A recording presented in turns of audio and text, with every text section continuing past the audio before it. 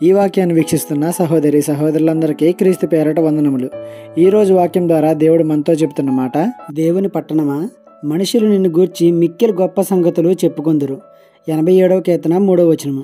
ఇక్కడ దేవుని యొక్క పట్టణాన్ని గూర్చి మనుషులు గొప్ప గొప్ప సంగతులు చెప్పుకుంటారు అని వాక్యం సెలవిస్తుంది.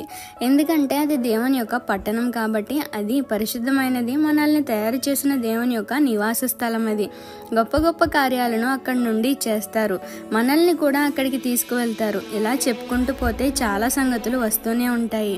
అయితే ఇప్పుడు దేవుడు నా హృదయాలను తన నివాస స్థలంగా చేసుకున్నారు కదా, మరి మన గురించి ఎవరైనా గొప్ప సంగతులు వద్దులే, మంచి సంగతులు ఏమైనా చెప్పుకోగలుగుతున్నారా? క్రీస్తుని విశ్వసిస్తుంది, ఆయన బాటలోనే నడుస్తుంది, మంచి ఆత్మీయురాలు, లోకాన్ని విడిచిపెట్టింది, క్రీస్తుని హత్తుకొని జీవిస్తుంది అని చెప్పుకుంటారా? ఒకసారి ఆలోచించండి. అసలు మన హృదయంలో దేవునికి చోటు ఉందా? అందరిలాగే మేము కూడా క్రైస్తవులం, ఆత్మీయులం, మాకు పరలోకం గ్యారెంటీ అనే భ్రమలోనే బ్రతికేస్తున్నారా? నీ హృదయంలోనే ఆయనకు చోటు లేనప్పుడు ఆయన పట్టణంలో నీకు చోటు ఎక్కడ దొరుకుతుంది? ఆలోచించు. ఈ చిన్న సువార్త పరిచర్యలో మీ సహోదరులు. God bless you.